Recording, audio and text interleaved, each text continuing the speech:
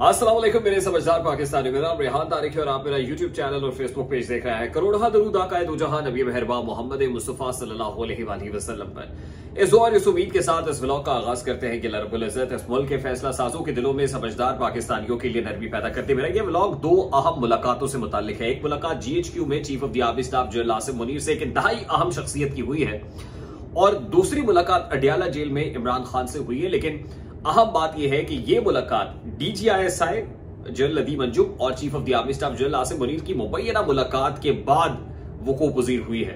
और वो शख्सियत जो इमरान खान से मुलाकात के लिए पहुंची, ये वही शख्सियत है जिनको काफी दिनों से गो अहेड या ग्रीन सिग्नल नहीं मिल रहा था। और आज हमारी इतला तो यही थी कि अली अमीन गंडापुर से जो ये मुलाकात है वो पर्टिकुलरली आज के दिन में हो जाएगी, क्योंकि पिछले कई दिनों से ये मुलाकात खास वजह से कह लीजिए बावजूद नहीं हो पा रही थी। अब वो मुलाकात हो गई है, लेकिन ये मुलाकात टर्म्स एंड कंडीशंस के अंदर हुई है, यानी बहुत सारे शराइत व ज़वाबित रखी गई।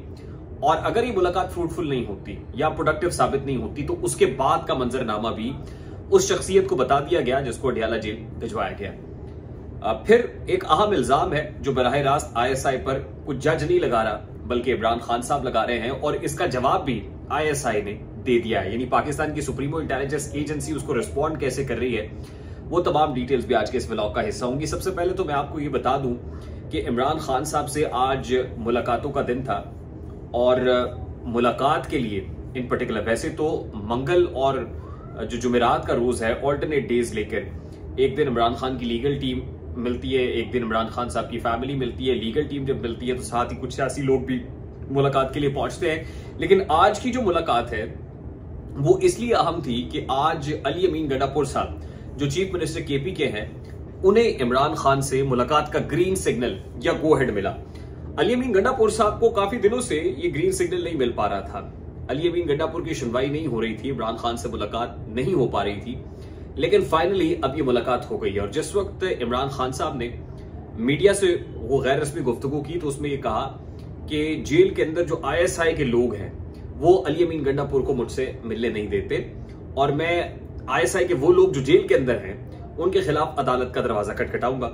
फिर मुज़ाकरात से मुताल्लिक भी बात की। उनका कहना था कि अगर ये हुकूमत मुज़ाकरात कर लेगी तो फिर हुकूमत तो खत्म हो जाएगी, क्योंकि उसके बाद तो हुकूमत की गुंजाइश ही कोई नहीं।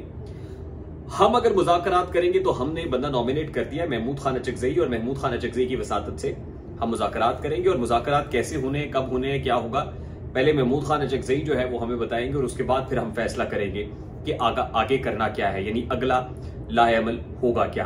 तो बड़ी बारीखेज गुफ्तगू है जो इमरान खान साहब ने आज अडियाला जेल में की है। अब ये जो गुफ्तगू इमरान खान साहब कर रहे हैं, this is already out in the public, या मीडिया डोमेन में आ गई है। लेकिन वो मुलाकात जो मीडिया डोमेन में या जिसके मिनट्स नहीं आए हैं, वो असल में अली अमीन गंडापुर साहब की मुलाकात इमरान खान साहब से है। हमारे बावसूख जरा ये बता रहे हैं कि DGISI जनरल अदीम अंजुम और chief of the army staff general Asim Munir ने अली अमीन गंडापुर साहब को क्लियर कर दिया है कि भाई अगर तो बात बनती है, अगर तो मामला ठीक होते हैं, हमने आपको बताया था ना कि पर्टिकुलरली थ्रू ISI जो पैगाम अली अमीन गंडापुर साहब को पहुंचाया गया वो ये है कि 9 मई की कॉन्डेमनेशन से काम नहीं चलेगा, बल्कि उसके ऊपर आप माफी भी मांगे। इमरान खान साहब को कहें कि आप 9 मई की मजम्मत कर दें, माफी मुफी मांग ले, जान खलासी हो जाएगी, गर्मियों के अंदर ही काम हो जाएगा, इमरान खान साहब बाहर आ जाएंगे। अब अली अमीन गंडापुर साहब से जो मुलाकात नहीं हो रही थी वो भी इसीलिए थी कि कुछ TOR सेट किए जा रहे थे कि मामलात को तय किया जा सके, पूरी ब्रीफिंग दी जा सके, कन्विंस किया जा सके और उसके बाद भिजवाया जा सके तैयारी के साथ, क्योंकि उससे पहले जो है वो चीजें काउंटर प्रोडक्टिव साबित हो रही थी, उस तरह से फ्रूटफुल हो नहीं पाई। कॉन्फ्रेंस रूम्स के अंदर, कमेटी रूम्स में भी अडियाला जेल की मुलाकातें हुई अली अमीन गंडापुर की, लेकिन वो उससे कोई मस्बत पेशरफ नहीं हो रही थी। आज भी गंडापुर साहब को भेजा गया और 1 पॉइंट एजेंडा ये है। और फिर जावेद चौधरी साहब ने तो ये भी रिपोर्ट किया कि अली अमीन गंडापुर को कह दिया गया है कि अगर ये होगा तो ठीक है, अदरवाइज फिर KP के अंदर भी हम नाटका बंद कर देंगे, हुकूमत का घुटनजदा माहौल बना देंगे और मार्शल लॉ जैसी कैफियत पैदा कर दी जाएगी। वो गवर्नर राज भी हो सकता है। तो यानी दूसरे लफ्जों में जो पिक्चर है ये बसूरत दीगर वाली वो भी बता दी गई है। अब देखना यह है कि क्या कोई कॉर्डियल रिलेशनशिप बनता है। आप देख लिया कि इसीलिए हुकूमत ने कुछ बयानबाजी शुरू कर दी है जिसमें वो ये तासुर दे रहे हैं कि इमरान खान जनरल बाजवा के साथ और ये इस्टेब्लिशमेंट, यानी वो ये चाहते हैं कि खलीज पैदा करके रखी जाए, यानी इस्टेब्लिशमेंट और इमरान खान को करीब ना आने दिया जाए, नंबर 1। नंबर 2 बात यह है कि कुछ जो बैनुल-अक़वामी ताकतें हैं, हत्ता कि वो जिनको हम दोस्त समझते हैं, अब वो दोस्त भी ये कह रहे हैं कि मुल्क में सियासी इस्तेहकाम बहुत जरूरी है। आज चीन की कम्युनिस्ट पार्टी के रहनुमा और चीन के जो वजीर है ली जियांगछाओ उनका नाम है, वो उनकी क़यादत में एक वफ़द पाकिस्तान का दौरा कर रहा है। और इंटरेस्टिंग बात तो ये है कि ये वफ़द जो है वो पाकिस्तान तहरीक इंसाफ के लोगों से भी मिला है। सेनेटर अली जफर साहब को भी उस मुलाकात के अंदर देखा जा सकता है। ये जो वजीर साहब हैं, ये GHQ में chief of the army staff general Asim Munir से मुलाकात के लिए भी पहुंचे और जरा ये दावा कर रहे हैं कि जो वजीर साहब हैं वो ये कह रहे हैं कि मुल्क में, पाकिस्तान के अंदर इस्तेहकाम के लिए मुल्क में सियासी और समाजी इस्तेहकाम बहुत जरूरी है। और सियासी और समाजी इस्तेहकाम के लिए जरूरी यह है कि तमाम तर पॉलिटिकल पार्टीज को एक पेज पे इकट्ठा किया जा सके, एक टेबल पे बैठाया जा सके, कोई मुज़ाकरात वाला मामला।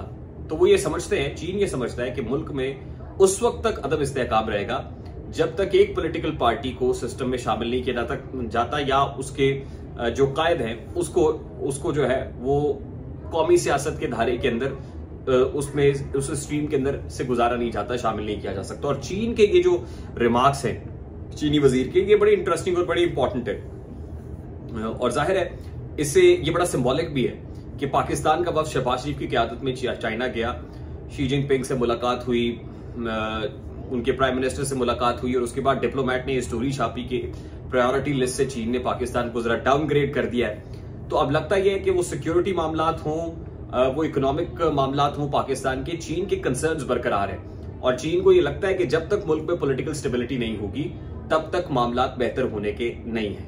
तो ये मुलाकात खासी सिंबॉलिक है और लगता है कि प्रेशर बिल्डअप हो रहा है और प्रेशर बिल्डअप होने के बाद ही कुछ मामलात को बड़ी तेजी से आगे बढ़ाया जा रहा है और प्रोडक्टिव बनाने की कोशिश की जा रही है। एक और बड़ा ही खौफनाक इल्जाम इमरान खान साहब ने लगाया, मेरा ख्याल है क्योंकि खान साहब जेल के अंदर है, उन तक मालूमात ठीक तरीके से पहुंचती नहीं है। वो ये कहते हैं कि देखिए कि एक पाकिस्तान के एक ब्रिगेडियर को भारत की तरफ से शहीद कर दिया गया, मार दिया गया और ISI जेल के अंदर जो है ना वो हमारी मॉनिटरिंग में लगी हुई है। वो मेजर रिटायर्ड गुलाम रसूल की असल में को रेफर कर रहे थे। अब ये मेजर रिटायर्ड गुलाम रसूल साहब वो रिटायर्ड मेजर है जिनको एक गार्ड ने पिछले दिनों, वो CCTV फुटेज भी आई थी कि उनके अपने गार्ड ने उनको गोली मार के कत्ल कर दिया था। तो ये कोई सर्विंग मेजर जनरल नहीं है, ये एक रिटायर्ड जो है वो मेजर है, मेजर रिटायर्ड गुलाम रसूल, और इन्होंने अपने गार्ड को रिपोर्टेडली एलिजिडली अपने गार्ड को नौकरी से बर्खास्त किया था और उसी गार्ड ने इनको मौत के घाट उतार दिया और ये खबर एक्चुअली है। तो शायद मेरा ख्याल है कि सोशल मीडिया पे जो खबर रिपोर्ट हुई और फिर जो कोई मिलने के लिए गया खान साहब ने तो उसने ये बता दिया। अब ये मारखोर नामी जो ट्विटर हैंडल है, जो मैं पहले भी जिक्र कर चुका हूँ कि ISI या एस्टैब्लिशमेंट के इमाम पर या वसातत से जो बात वो करते हैं, तो जाहिर है इसको समझा जा सकता है कि इसका जवाब भी आ रहा है और जो फैक्ट चेक है वो करने की कोशिश की जा रही है। आई होप मेरी बात आप तक पहुंची होगी। अगर पहुंचे तो वीडियो को लाइक और शेयर करना मत भूलिएगा। चैनल पे नए तो चैनल को सब्सक्राइब कर लीजिएगा, बेल आइकन जरूर दबाइएगा। मुझे रेहान तारिक को इजाजत दीजिए, अपना बहुत सारा ख्याल रखिएगा। अस्सलाम वालेकुम।